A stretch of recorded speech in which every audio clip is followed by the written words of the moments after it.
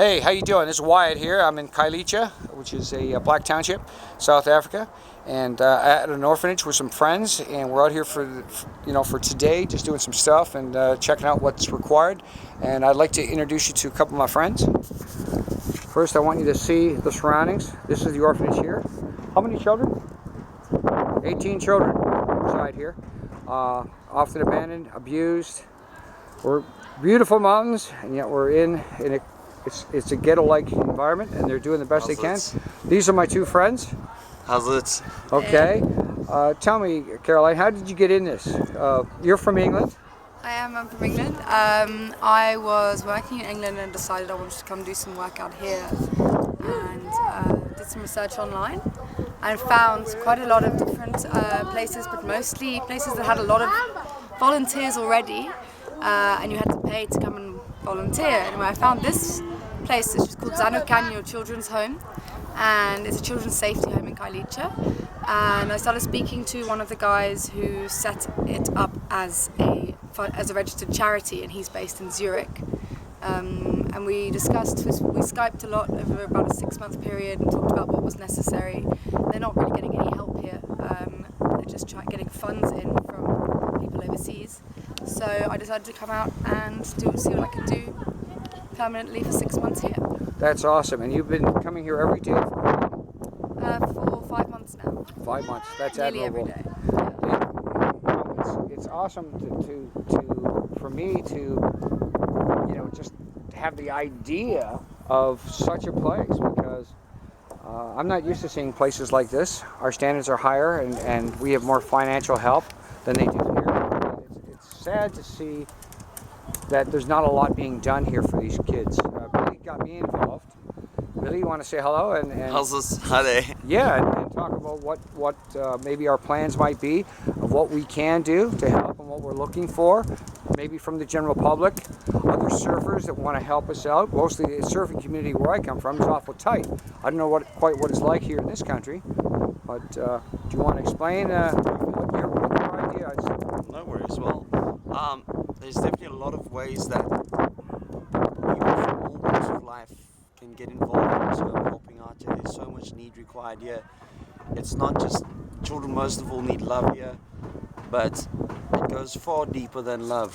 It's just like clothing is needed. Winter's coming up, it gets really cold, it's really rainy here. Often the conditions within the townships in winter time is horrid, flooding, rain is very muddy.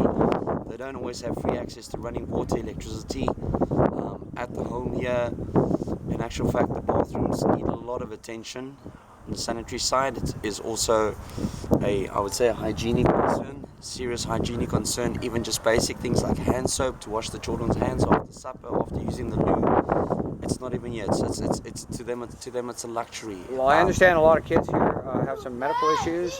Yeah, it's basic things. Children with dental problems. 2 of the children here we won't disclose due to privacy reasons. But 2 of the young boys at this home here are HIV positive.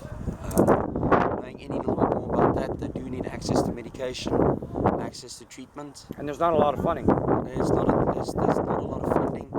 Currently we only have private donors. Everything's private. There's no government aid whatsoever. So what we want to do is we want to challenge people that are watching this video to help out. They can write a check. If you're you can get in touch with any 3 of us. I'll provide the contact information with this video, as well as anyone that's in this country, in South Africa. And I'm challenging the surfers to jump in and do a little drive here, get some clothes, get some water, bottled water, blankets, pillows, shoes, whatever we can get. We need a big cleanup here. I just inspected this area, and it's full of broken glass and wood with nails and pop cans and stuff. And most of these kids I notice walking around are barefoot. So we need to organize a massive cleanup. Yeah, we could do that with a dozen helpers for a day. What we do is, like we do in Canada, we have a little barbecue, or as you would say, a braai. We get a bunch of people in, and it's a great feeling at the end of the day when you've really done something wonderful for people that can never help you out or never pay you back. It just comes from the heart, and I'd really like to see that happen in this country. I'm used to doing a lot of charitable work in Canada, States with autism and children's cancer. So this is no different to me. This is just another mission.